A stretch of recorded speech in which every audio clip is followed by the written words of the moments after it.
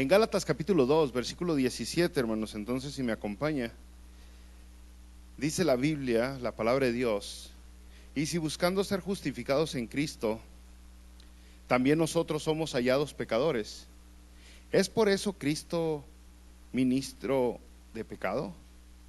En ninguna manera, porque si las cosas que destruí, las mismas vuelvo a edificar, transgresor me hago.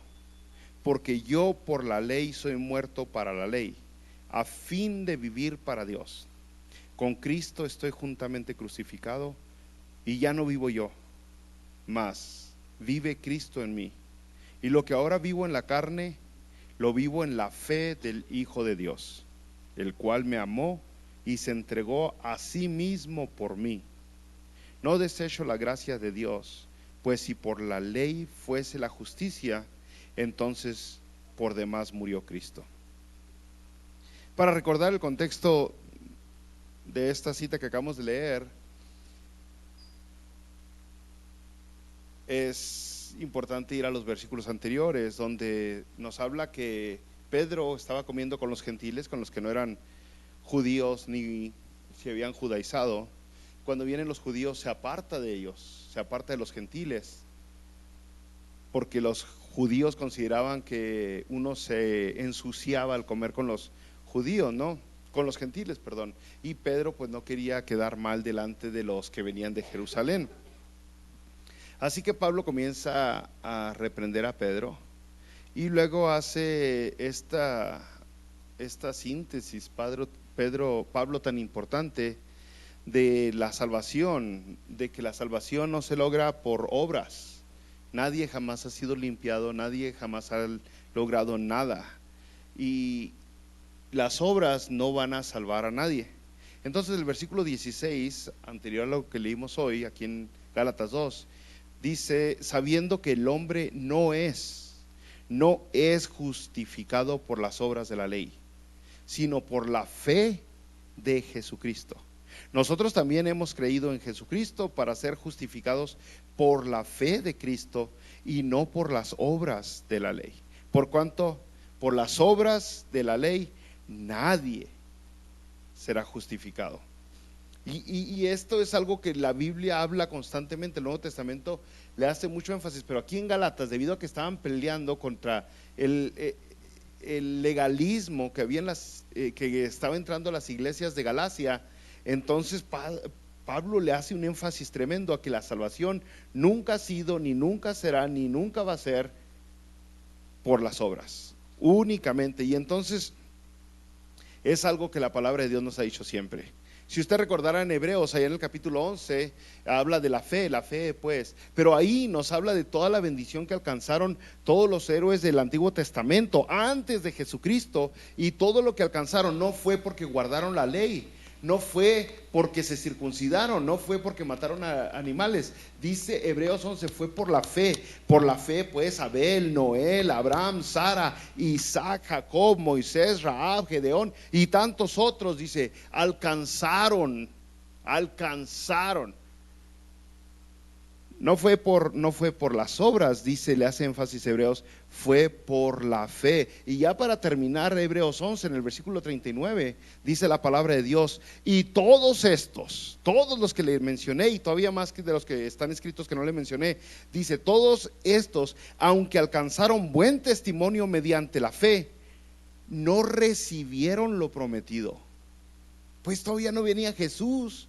Todavía Jesús no moría por nuestros pecados. ¿Cómo iban a recibirlo? Dice, todos estos, aunque alcanzaron buen testimonio, no, mediante la fe, no recibieron lo prometido, proveyendo Dios alguna cosa mejor para nosotros, para que no fuesen ellos perfeccionados aparte de nosotros. Entonces, ninguno de ellos fue perfeccionado sin Jesucristo.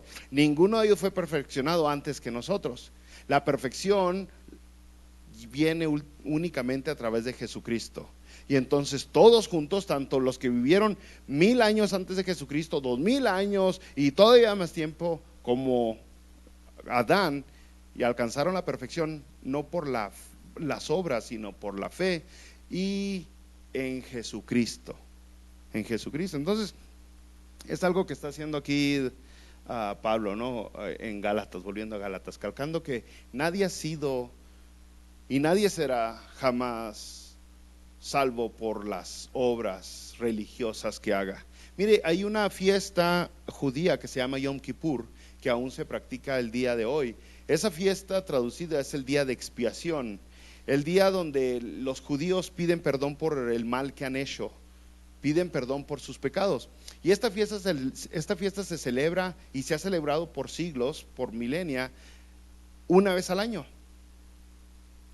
Desde el Antiguo Testamento. Lo que es esta fiesta de Yom Kippur es que ese día sacrificaban antes de Jesucristo, antes de Cristo, sacrificaban un animalito. Y el sacerdote se vestía todo de blanco y una vez al año, en la fiesta de Yom Kippur, entraba esta persona al lugar santísimo. Nunca más entraban más que en la fiesta de Yom Kippur.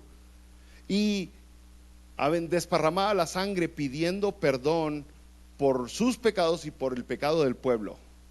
Eso es lo que hacía este sacerdote. Y luego ofrecía ofrendas de incienso a Dios para que sus pecados los perdonara Dios. ¿Ok? En la actualidad, los judíos siguen celebrando Yom Kippur, el día de expiación, pero ya no hay sacrificio. Desde hace ya casi 2000 años no hacen sacrificios de animales. Aunque la palabra de Dios dice bien claro en diferentes lugares, como en Hebreos 9:22, que sin derramamiento de sangre no hay remisión de pecados. Sin derramamiento de sangre no hay remisión de pecados. Entonces aún así ellos siguen practicando este día de la expiación, pero no creen en Jesucristo ellos, no han aceptado la sangre que derramó Jesucristo, ni ellos practican más sacrificio, porque lo que ahora hacen ellos es que se pasan todo el día meditando. ¿Qué meditan todo el día? Entre oraciones y comidas, bueno, no comidas, prácticas con la gente, convivir con las personas. ¿Qué meditan? Pues meditan todo el mal que han hecho y todo el bien que han hecho, y ponen sus buenas obras y sus malas obras en una balanza, y creen que Dios los va a perdonar si tienen suficientes obras. Si se inclina la balanza al lado de las buenas obras y no a las malas obras. O sea, sus obras, el día de hoy creen que sus obras, sus actos son los que lo van a perdonar. Aunque la palabra de Dios en la misma Biblia de ellos dice en Isaías capítulo 64 versículo 6: si bien todos nosotros somos como suciedad y todas nuestras justicias como trapo de inmundicia.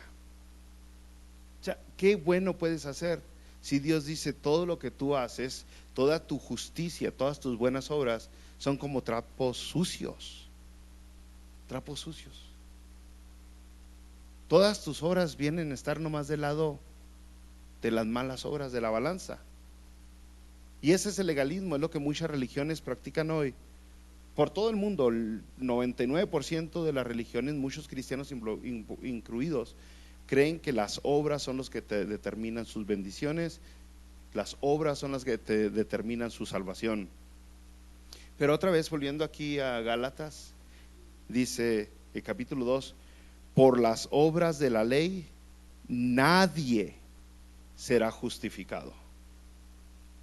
Nadie podrá ser justificado. No hay manera. No hay manera. Y hay personas que dicen: pues yo ya di limosna, pues yo ya ayudé a un viejito a cruzar la calle, yo ya hice esto, yo me he visto diferente, yo no uso yo no escucho ese tipo de música, yo no tomo esa bebida, yo no como esa comida. Dice: por las obras de la ley nadie. O sea, nomás pensemos ahora otra vez en eso. Si se pudiera ser justificado es cuando eres declarado justo, cuando te ve Dios y te dice: no, este es inocente, es declarado justo. Si se pudiera ser justificado por las obras de la ley al guardar cierta religión o ciertos mandamientos, pues entonces Jesucristo no necesitaba morir. ¿Para qué iba a morir Jesucristo si podríamos alcanzar la justificación por otros medios? Entonces la muerte de Jesucristo fue en vano. Pero si nosotros vamos a la palabra de Dios, Jesucristo mismo expresó, exclamó en Mateo capítulo 26, versículo 42: Padre mío, si no puede pasar de mí esta copa sin que yo la beba, hágase tu voluntad. Jesucristo estaba pidiendo: ¿habrá otra manera de que la humanidad pueda ser justificada? ¿Habrá otro medio que la humanidad pueda alcanzar la salvación? Hay otros, si no, pues es que no quiero, porque me duele, porque siento el sufrimiento de la separación.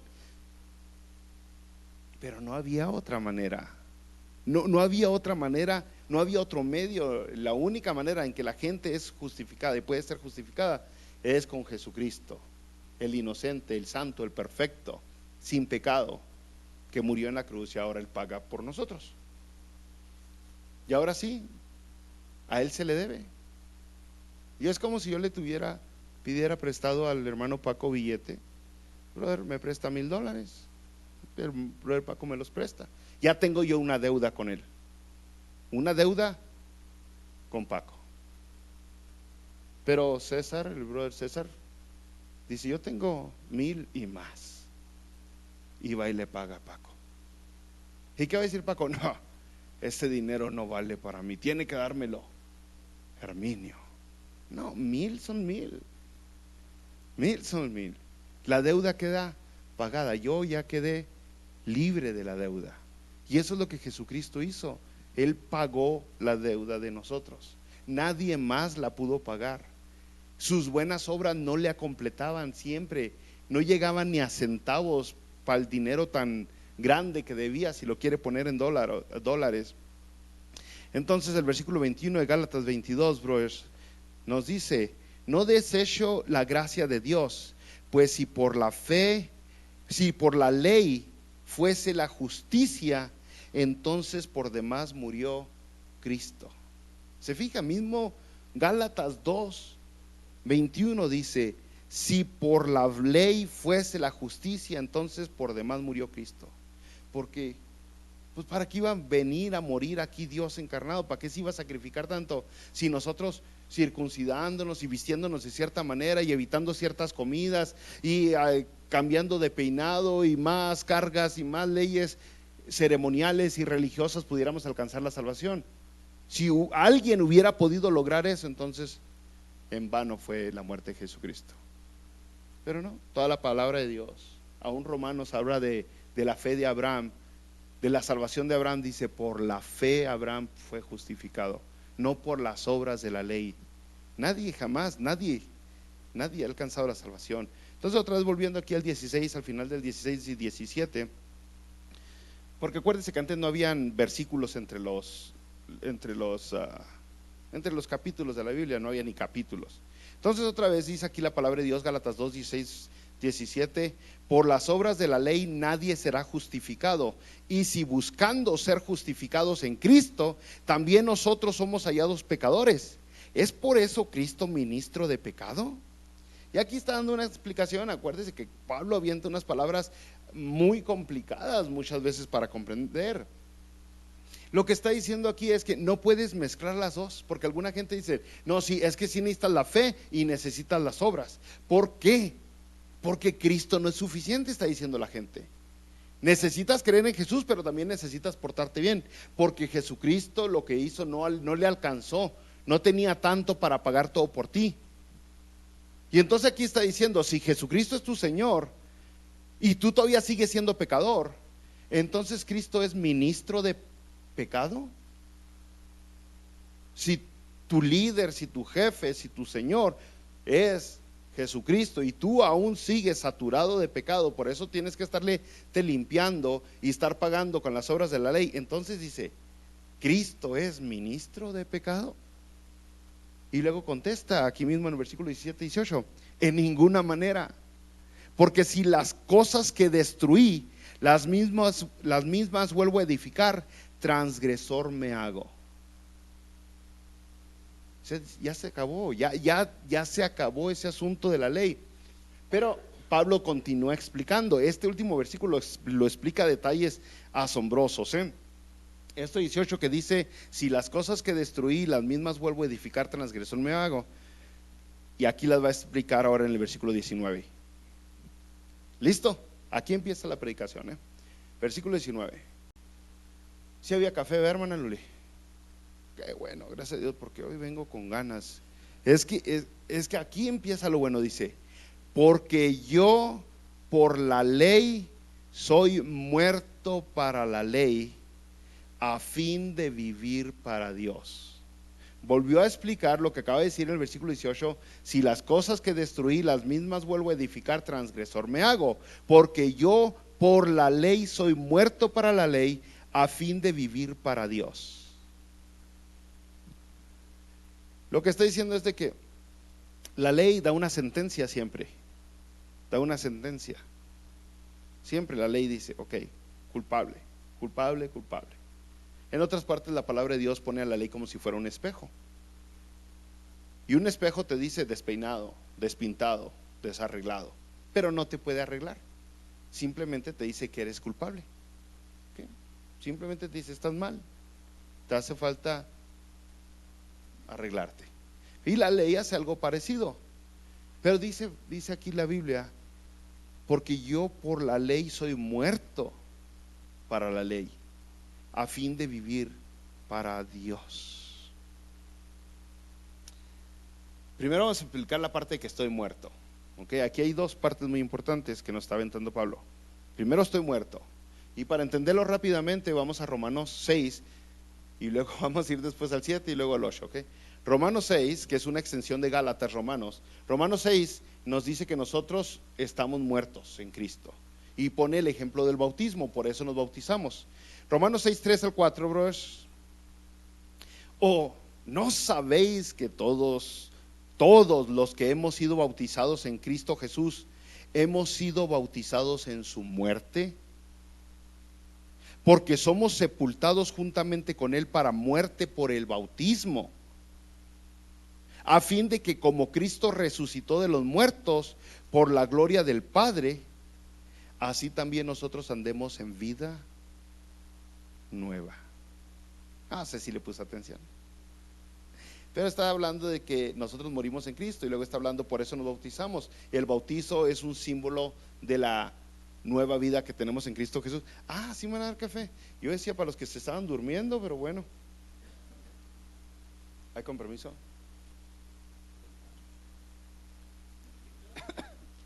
Y el pan, sí. Lo que está diciendo es el bautismo. Todo el que cree en Jesucristo se bautiza no para ser salvo, sino porque ya es salvo. Pero dice, en el bautismo el símbolo que tiene es que mueres y luego eres sepultado y luego resucitas con Jesucristo. La palabra bautizo, que es una transliteración. ¿Qué significa bautizo?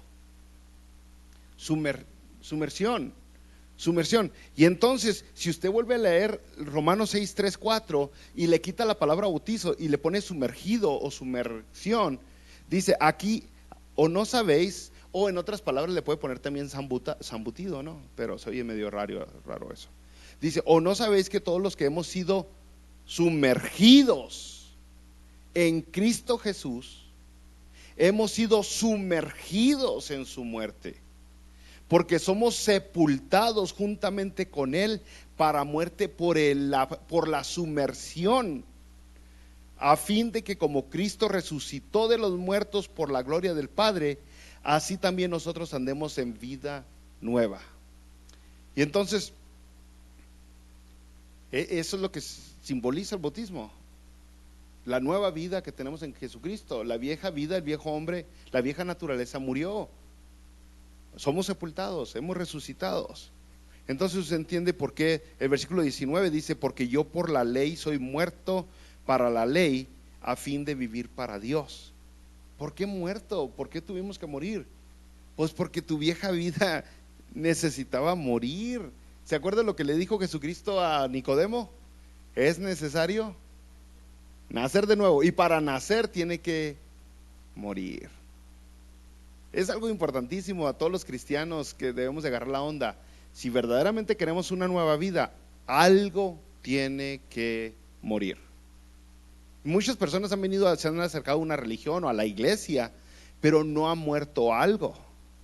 Es más, y si lo hacemos más personal, si usted verdaderamente quiere esa nueva vida, esa vida de esperanza, esa vida de paz, esa vida de armonía, esa vida de gozo, esa vida de seguridad en Cristo, alguien tiene que morir. Y no le estoy amenazando, ni le estoy invitando a que haga tontería, le estoy hablando de algo personal. Uno tiene que morir. Tiene que morir mi viejo yo, mi orgullo, mi vanidad, mi vanagloria, donde se van todos los rencores, todas las amarguras. O sea, alguien tiene que morir. Y luego ya puede resucitar alguien, ¿no? Entonces usted diría, ok, ya entendí en Jesucristo, ya entendí lo de la muerte, okay, ya entendí que morí, que ahora vivo para Dios. Pero lo de por qué muerto para la ley. Y entonces aquí la palabra de Dios nos explica exactamente. Otra vez estamos hablando de Gálatas 2:19, donde dice, porque yo por la ley soy muerto para la ley, a fin de vivir para Dios. Y entonces la palabra de Dios lo explica todavía más. Ahora vamos a Romanos 7. Acuérdense que le dije que íbamos a ir a Romanos 6, 7 y 8. Y Romanos 7 del 1 al 4 nos da una analogía del matrimonio, pero está hablando de la ley y la nueva vida en Cristo, pero simplemente está tomando la analogía, prestada la analogía del matrimonio. ¿Cuántos de ustedes saben lo que es estar casado? Ahora, ¿qué es estar casado con una persona que te maltrata, con una persona que no te respeta, que no te valora, que no te cuida, que no te trata como la perla de la corona?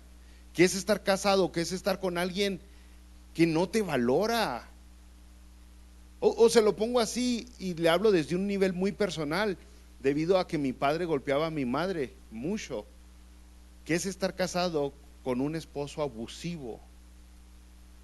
Que no nomás te ofende verbalmente, psicológicamente, pero también físicamente. Te quiebra la nariz, te quiebra las costillas. ¿Cómo se ve la mujer? ¿Cómo le hago? Bueno, aquí vamos a Romanos otra vez en el capítulo 7 y vea esta preciosa imagen que nos da la Biblia con eso que le dije en Romanos 7 del 1 al 4. ¿Acaso ignoráis, hermanos? Pues hablo con los que conocen la ley, que la ley se enseñorea del hombre entre tanto que éste vive. Porque la mujer casada está sujeta por la ley al marido mientras éste vive. Pero si el marido muere, ella queda libre de la ley del marido. Así que, si en vida del marido se uniere a otro varón, será llamada adúltera. Pero si su marido muriere, es libre de esa ley, de tal manera que si se uniere a otro marido, no será adúltera. Así también vosotros, hermanos míos, habéis muerto a la ley mediante el cuerpo de Cristo, para que seáis de otro, del que resucitó de los muertos, a fin de que llevemos fruto para Dios. Y ese es el rollo de morir. Quedaste libre de la ley, ya no estás bajo la autoridad de la ley, ahora estás bajo la autoridad de Jesucristo. Es más, le voy a dar otro ejemplo, a lo mejor un ejemplo más a nuestro tiempo, ¿no? Si no lo entendió, supongamos que usted rompe la ley, o alguien que usted conoce rompe la ley. La ley actual, la ley civil, no la ley religiosa. Va y roba un banco. Okay, dice, ¿sabes qué? Yo me está yendo gacho, así que voy, más le duele la cabeza, está enfermo y va y roba el Walgreens si quiere, o lo que sea, la farmacia. El caso es de que lo agarra la policía. No es tan buen ratero, ¿no? A los buenos rateros no los agarra la policía. Entonces lo agarra la policía, fue su primera vez, pero oiga, es un delito grave, es una felonía en primer lugar. Entonces va al juez, lo sentencian, ok, 20 años en la cárcel. 20 años en la cárcel. Y en el camino de la corte a la cárcel hay un accidente y usted muere. ¿Ahora qué van a hacer? ¿Se van a llevar su cuerpo a la cárcel todavía? Su cadáver, van a decir, no, este no se escapa, todavía tiene que pasarse 20 años en la cárcel, tiene que pagar, esa es la ley, que pague. No, él ya está muerto para la ley. Esa es la imagen que Pablo nos está dando cuando dice, yo ya estoy muerto para la ley. Ya no estoy sujetado, ya no tengo que darle cuentas, ya no vivo para agradarle, ya no estoy bajo la autoridad de la ley, de traer garra en la cabeza, de guardar el día de reposo, de circuncidarme, de no comer cerdo, de no comer coca, de no comer café, ya no hay ley que me amarre, que me obligue a seguir atado a una religión. Eso es lo que Pablo está diciendo. Entonces, ¿por qué? Explica todavía más, y yo creo que ya se nos anda acabando el tiempo. Entonces lo vamos a tener que masticar la semana que viene, pero luego dice por qué, ¿ok? Versículo 20, con Cristo estoy juntamente crucificado. Ya está muerto, ya está muerto. Con Cristo estoy juntamente crucificado. Y ya no vivo yo, mas Cristo vive en mí. Y lo que ahora vivo en la carne, lo vivo en la fe del Hijo de Dios, el cual me amó y se entregó a sí mismo por mí. Y eso es lo mismo que nos dijo Romanos. Ahora ya no tienes que estar bajo la autoridad del primer hombre, ahora puedes estar bajo la autoridad del segundo hombre. Y parece una paradoja porque dice, estoy crucificado con Cristo, o sea, estoy muerto. Pero luego dice, ya no vivo yo, mas Cristo vive en mí. Ahora ya no eres cristiano, ya no eres religioso, más bien, para acoplarlo con el texto de todo, ¿no? Ya no eres religioso del día de servicios, ya no eres religioso de part-time, o ya no eres cristiano de medio tiempo, ya eres de tiempo completo. Ya estás con Cristo, o Él está en ti.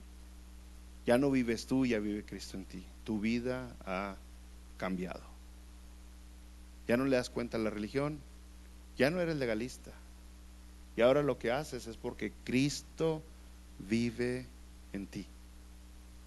Por eso lo haces. Por eso tus obras han cambiado. Por eso tus pensamientos han cambiado. Por eso tus decisiones no son las mismas, tus acciones no son las mismas, porque ya no vives tú. Pero es importante entender eso. No es para que Cristo viva en mí que yo he dejado de hacer lo que antes hacía. Es porque Cristo ya vive en mí. Y eso es lo que es ser verdaderamente cristiano. Es la diferencia entre un cristiano verdadero y uno falso. Uno falso le dice tiene que dar dinero, tiene que cambiarse la ropa, tiene que vestir así, tiene que le ponen y le exigen y le dicen usted tiene que permanecer a esta religión mormona, usted tiene que ir con el resto de los testigos de Jehová a tocar puertas, usted tiene que amarrarse bombas, las religiones todas le van a decir qué tiene que hacer para alcanzar la salvación o para alcanzar la bendición, para alcanzar cierta gracia. Y la Biblia verdadera, Jesucristo le dice, ya lo hice todo, ya lo hice todo. Y entonces cuando usted muere, es sepultado y resucita en Jesucristo, como el símbolo del bautismo que hacemos, ahora lo que hace, no lo hace para alcanzar la bendición, sino porque ya tiene segura la bendición. Y ahora ha sido transformado. Ahora es otra persona. Así que ahora sí, lo que sabe Dios, que lo sepa el mundo entero. Por eso, si Dios ya sabe que usted es una nueva persona, ahora lo va a saber el mundo entero.